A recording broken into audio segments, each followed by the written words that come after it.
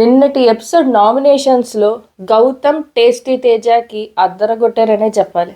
Because ఇప్పటి వరకు ఒక గ్రూప్గా నడుస్తున్న, నాకేం భయం లేదు, నాకు దమ్ము ఉంది. పృథ్వీ గారు దమ్ము బాగా ఉంది, కానీ ప్రతి ఒక్కళ్ళన్నీ అడుగుతారు. మీ దమ్ము గురించి ఒక 2 పాయింట్లు అడుగుతా, ఆగండి, వెయిట్ చేయండి, వీడియో చూస్తూ ఉండండి. పృథ్వీ గారి దమ్ముని మనం ప్రశ్నించవచ్చు. ఇక్కడ ఏంటంటే, ఇప్పటి వరకు సోకాల్డ్ ఒక గ్రూప్గా నడుస్తున్న ఒక నలుగురు, అందులో ప్రేరణ నేను ఎక్స్క్లూడ్ చేస్తా. ఎందుకంటే ఆ అమ్మాయి అంటే మ్యాక్సిమం ఇన్వాల్వ్ అవ్వదు, కానీ తప్పు ఒప్పులు ఆ అమ్మాయికి బాగా తెలుసు. అందుకోసమే నేను ప్రేరణని కొంచెం ఎక్స్క్లూడ్ చేస్తా, ఒక 30-40% అని నేను చెప్తా. పృథ్వీ, నిఖిల్, యష్మి వీళ్ళ ముగ్గురిది ఒక గ్రూపు గేమ్ ప్లే. ఎందుకనంటే నామినేషన్స్ డిస్కస్ చేస్తారు, ఎవరిని నామినేషన్స్లో వెయ్యాలో వాళ్ళే చెప్పుకుంటారు, గేమ్ వాళ్ళల్లో వాళ్ళే ఆడుకోవాలి. పోనీ ఏదన్నా ఒక స్పాన్సర్ టాస్క్ వచ్చిందంటే వాళ్ళకే కావాలి, వేరే వాళ్ళకి ఇవ్వకూడదు. ఇవన్నీ నిన్ను పెట్టుకొని పక్కన వాళ్ళది గ్రూప్ అంటారు. ఎస్, పక్కన వాళ్ళది కూడా గ్రూపే, కానీ మీ అంత ఇంజెన్యూన్గా లేదు వాళ్ళ గ్రూప్. వాళ్ళ గ్రూప్ ఎప్పుడు ఇంత ఇంజెన్యూన్గా లేదండి. ఎందుకు ఇంజెన్యూన్గా లేదు అని అంటే, పృథ్వీ యష్మి కొట్టుకుంటారు, పృథ్వీ ప్రేరణ కొట్టుకుంటారు, ప్రేరణ యష్మి కొట్టుకుంటారు, వీళ్ళందరూ కొట్టుకుంటారు, విష్ణు పృథ్వీ కూడా కొట్టుకుంటారు. కానీ ఎప్పుడైనా గమనించారా, ఇంత కొట్లాటలు జరిగిన వాళ్ళ మధ్యలో ఎప్పుడైనా వీళ్ళని వీళ్ళు నామినేట్ చేసుకున్నారా? అది ఫ్రెండ్షిప్పే కదా, ఫేవరిజమే కదా, గ్రూపిజమే కదా. మరి సోకాల్ పక్కన చెప్తున్న బ్యాచ్ అన్నాను కదా, అవినాష్, రోహిణి, టేస్టీ తేజ, వీళ్ళది కూడా గ్రూప్ అనే అనుకోండి, ఆ గ్రూపే. కానీ వీళ్ళు ఎప్పుడు ముగ్గురులో ముగ్గురు కొట్టుకోరా. డిస్కషన్స్ వచ్చినాయి, చీచా నువ్వింత నువ్వంత అనుకునేవి ఎప్పుడూ రాలా. సో వాళ్ళు ఎందుకు నామినేట్ చేయాలి? సో ఈ గ్రూప్ జెన్యూన్ అని నేను చెప్తాను. ఏమన్నా అనుకోండి, కమెంట్లు వరద కురిపించండి. ఫ్యాన్స్ ఎవరైతే ఉన్నారో ఫేక్ ఐడీలు కూడా క్రియేట్ చేసండి. అబ్బాయిలు ఫేక్ ఐడీలు కూడా క్రియేట్ చేసి మంచిగా కమెంట్స్ పెట్టండి. ఇది జెన్యూన్ గ్రూప్ అని అంటాను. ఇది ఒక అంటే దమ్ము లేని మాస్క్ వేసుకున్న గ్రూప్, 100% ట్రూ. నెక్స్ట్ ఇక్కడ నామినేషన్స్ జరుగుతూ ఉన్నాయి. ఫస్ట్ అయితే మాత్రం పెయింట్ బ్రష్ ప్రేరణ పట్టుకుంది, గౌతమ్కి ఒక విషయం చెప్పింది. ఇది ఒక నాన్ సెన్స్ నామినేషన్. ఏ విధంగా నామినేట్ చేస్తుందండి ప్రేరణ? వీళ్ళిద్దరూ ఫ్రెండ్స్, ప్రేరణ యష్మి. తప్పు చేస్తే ఇద్దరు తప్పు చేయాలి కదా, కానీ యష్మిని నామినేట్ చేయదు ఎందుకు? గౌతమ్ అంట సహకరించలేదంట గ్రూప్లో. వాళ్ళ గ్రూప్లో ఎవరున్నా వాళ్ళకి సహకరించరు, వాళ్ళ ఫ్రెండ్సే వాళ్ళకి సహకరిస్తారు. వాళ్ళ ఫ్రెండ్స్ కానీ వాళ్ళు ఎవ్వరూ సహకరించరు. వాళ్ళు ప్లే చేసేదే గేమ్. మిగిలిన పక్కన వాళ్ళు ఆ నలుగురు తప్ప ఇంకెవ్వరు ప్లే చేసినా అది గేమ్ కాదు. వాళ్ళ దాకా వస్తేనే నొప్పి, పక్కోళ్ళది నొప్పి కాదు. ఇలా ఉంటుంది వాళ్ళ తీరు. అండ్ ప్రేరణ చెప్పిన పాయింట్స్ ఏంటంటే, గ్రూప్ అంటే ఒక గ్రూప్లో కలిసి ఒక గేమ్ ఆడలేకపోయావు, ఒక టీమ్గా నువ్వు ఆడలేకపోయావు, నాకు తెలుసు నువ్వేం చెప్పకన్నట్టుగా ఆడావు, నువ్వు ఫెయిల్ అయ్యావు అనేదో కొన్ని ట్యాగ్స్ అవి వేసేసింది ఆ అబ్బాయి పైన. గౌతమ్ అయితే బాగా డిఫెండ్ చేసుకున్నాడు. నో డౌట్ ఇవాళ గౌతమ్, పృథ్వీ, ప్రేరణ ఎవరైతే సోకాల్డ్ బ్యాచ్ మాస్క్ అయితే తీసి పడేసాడో చాలా బాగా డిఫెండ్ చేసుకున్నాడు గౌతమ్. నాకైతే బాగా నచ్చింది ఎపిసోడ్లో గౌతమ్ది. సో ఇది ఇది ప్రేరణ నామినేషన్. నెక్స్ట్ పెయింట్ బ్రష్ నిఖిల్కి వచ్చింది. నిఖిల్ వెళ్ళి టేస్టీ తేజాన్ అని చెప్పాడు. Day 1 నుంచి నేను నా రివ్యూస్లో చెప్తున్నాను, ఎక్కడ కూడా నిఖిల్ గురించి పాజిటివ్గా నేను చెప్పలేదు అని చెప్పను కూడా. ఎందుకంటే తనకి కంప్లీట్ మాస్క్ వేసుకున్న పర్సన్, మాస్క్ తీసి గేమ్ ఆడడు, ఒక నైజంలో వెళ్ళిపోతూ ఉంటాడు ఆ అబ్బాయి. అండ్ సీరియల్ ఫ్యాన్ బేస్ ఎవరైతే చూస్తూ ఉంటారో వాళ్ళ నుంచి నాకు ఓట్స్ వచ్చేస్తాయిలే, నేనేం మాట్లాడకూడదు, ఏదైనా మాట్లాడితే నాకు ఏదైనా ఎఫెక్ట్ అయిపోద్దేమో అన్నట్టుగా ఉంటుంది ఆ అబ్బాయి బిహేవియర్. అండ్ నిఖిల్ గురించి నా రివ్యూస్లో ఎప్పుడు పాజిటివ్గా చెప్పను. And Nikhil fans please assembly అయ్యి కమెంట్ చెయ్యండి అండ్ మీకు ఎలా అనిపించిందో. నెక్స్ట్ నిఖిల్ వచ్చి టేస్టీ తేజాని నామినేట్ చేశాడు. ఆల్రెడీ టేస్టీ తేజాకి ఆయన చెప్పిన పాయింట్స్ ఏంటంటే వర్స్ట్ పర్ఫార్మర్ వచ్చిందంట. కోడిగుడ్డు టాస్క్, అదే ఎగ్కి తినిపించాడంట టాస్క్, ఎగ్ని అక్కడ రెస్పెక్ట్ ఇవ్వలేదంట, ఆ ప్రక్రియకి రెస్పెక్ట్ ఇవ్వలేదంట, అందుకోసం నామినేట్ చేశాడంట. ఇక్కడ మొదలైందండి రసవత్తరమైన నామినేషన్స్. మరి ఇక్కడ టేస్టీ తేజ రేస్ చేసిన పాయింట్స్ 100% కరెక్ట్. ఈ పాయింట్ ఈవెన్ నాగార్జున గారికి కూడా తట్టలేదా? ఆయనకి తట్టలేదు కాబట్టే మొన్న బుట్ట సర్దుకొని వెళ్ళిపోయింది ఆ వీకెండ్ ఎపిసోడ్ అనమాట. అంత ఘోరంగా ఉంది. ఇక్కడ ఒకటే అడిగాడు, నేను చేసింది తప్పు అంటున్నావు టేస్టీ తేజ, మరి యష్మి చేసింది తప్పు కాదా అని అడిగాడు నిఖిల్ని. నాకు తెలియదు అంటాడు. చెప్పాను కదా, మాస్క్ వేసుకొని ఒక మూల ఉండి మొత్తం నడిపిస్తాడు అతను. యష్మి చేసిన తప్పు కదా అని తెలియదు అంటాడు. తెలియకుండా అంత మైకంలో ఉన్నాడు, ఆ తప్పో ఒప్పో కూడా తెలియనంత మైకంలో ఉన్నాడు యష్మి మాయల అబ్బాయి. మరి నా తప్పే అంటే నాకు తెలీదు, నేను చెప్పను, అది నా పని కాదు అంటాడు. ఈ పని కాదు అన్నప్పుడు తప్పులు చెప్పాలి కదా, తప్పైతే ఆవిడది తప్పే కదా. చెప్పడంట. లాస్ట్లో ఇంక ట్రిగ్గర్ అయ్యాడో ట్రిగ్గర్ చేశాడో టేస్టీ తేజ అద్దరు కొట్టేసి అవును నీది తప్పు యష్మిది కాదు అన్నాడు. సూపర్ అసలు నిజంగా. ఇవాళ ఓట్లు ఎవరేస్తానో కానీ మహానుభావులు చూద్దాం ఈసారి ఎవరు ఎలిమినేట్ అవుతారు. నేను వెయిటింగ్ అసలు. ఇదైతే జరిగింది. టేస్టీ తేజ అద్దరు కొట్టేలా డిఫెండ్ చేసుకున్నాడు ఇక్కడ. అండ్ వీళ్ళ డిఫెన్స్ ఇలా జరుగుతూ ఉంటే మధ్యలో పృథ్వీ వస్తాడు. మనం ఇక్కడ దమ్ము గురించి మాట్లాడదాం. పృథ్వీ దమ్ము గురించి గట్టిగా మాట్లాడుకోవాలి. ఏంటంటే ముగ్గురు అంటున్నావు కదా, ఆ ముగ్గురు ఎవరో పేరు చెప్పవా అని అన్నాడు. అసలు జరుగుతున్న డిస్కషన్ నిఖిల్కి టేస్టీ తేజకి వాళ్ళకి జరుగుతూ ఉంటే సో అయిపోయిన తర్వాత వాళ్ళ మానాన్ని వాళ్ళు కూర్చుంటే ఈయనకి ముగ్గురు అయితే నలుగురు అయితే ఎవరైనా ఏమన్నా మాట్లాడుకుంటారు.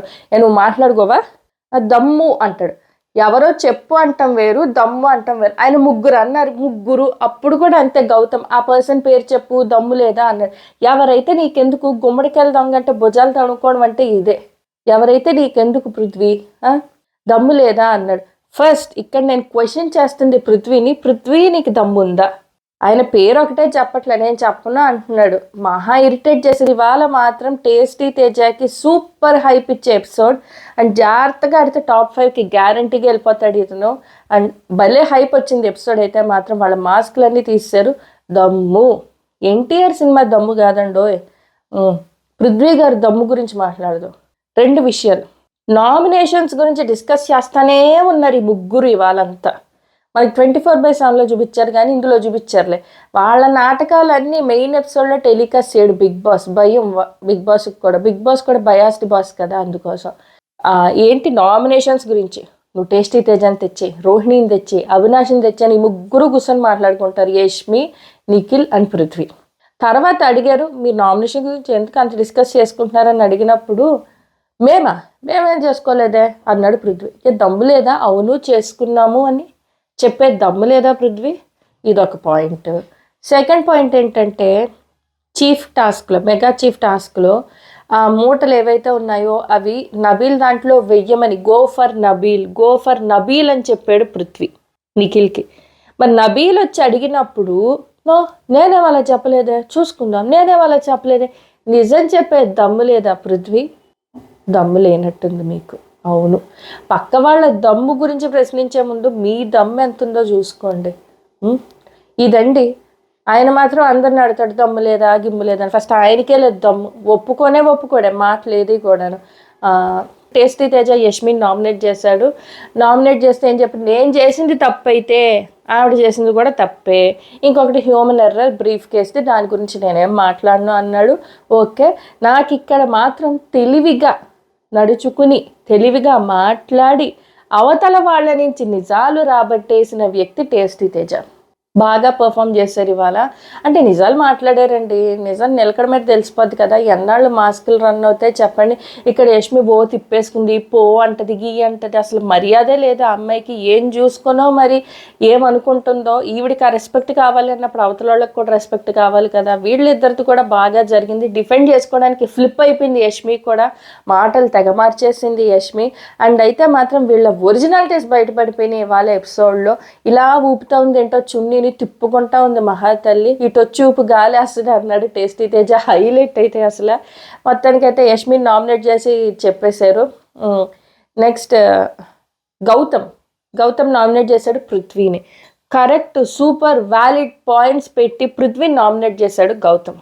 ఎస్, ఎందుకనంటే నువ్వు చేస్తే ఒకటి, వేరే వాళ్ళకు వస్తే ఒకటి అంటావు. నీకు కడియం ఒకటి ఉంది, అది టాస్క్లు ఇక్కడ తగులుతుంది, అది చాలా ఇబ్బంది అవుద్ది, అది తీసి పక్కన పెట్టే టాస్క్ ఆడచ్చు. సో వైలెంట్ అవుతావు, సో ఎక్కడ కూడా ఇన్ఫ్లుయెన్స్ చేస్తుంటాం అందరినీ కూడా. మొన్న విష్ణుప్రియని నామినేట్ చేయమని బిగ్ బాస్ అడిగినప్పుడు వైల్డ్ కార్డ్స్ని నామినేట్ చేయి, వీళ్ళని ఎందుకు నామినేట్ చేస్తున్నావు, అది ఇది అని బాగా ఇన్ఫ్లుయెన్స్ చేసావు. సో ఈ ఇన్ఫ్లుయెన్సింగ్ అదర్స్ ఆ కడియం మ్యాటర్ పెట్టి గౌతమ్ నామినేట్ చేశాడు.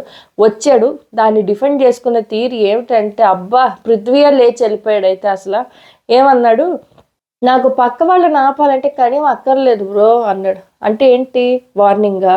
ఆయనకే కాదు మాకు అలాగే అనిపించింది. కానీ వెంటనే గౌతమ్ రియాక్ట్ అయ్యి, ఏంటి వార్నింగ్ ఇస్తున్నావా నువ్వు నాకు, ఇదే నచ్చంది అన్నాడు. కడియం అక్కర్లేదా, ఏం చేస్తావు, అదేమన్నా రౌడీయిజం చూపిస్తున్నావా పృథ్వీ? రౌడీయిజమా బిగ్ బాస్ హౌస్లో? గేమ్ ప్లే అంటే ప్రతి ఒక్క కంటెస్టెంట్ నీకు చులకనా? సో ఇక్కడ కూడా గౌతమ్ ఎక్స్ట్రాడినరీగా మాట్లాడి పృథ్వీ నోరు కాసేపు మూయించాడనే చెప్పాలి.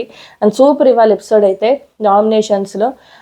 నెక్స్ట్ రోహిణికి దొరికింది. రోహిణి వచ్చి విష్ణుప్రియాని నామినేట్ చేసింది. చీఫ్ కంటెండర్ టాస్క్లో నాకు సపోర్ట్ చేస్తాను అని చెప్పావు, కానీ చేయలేదు, నీ మనస్ఫూర్తిగా రాలేదంది.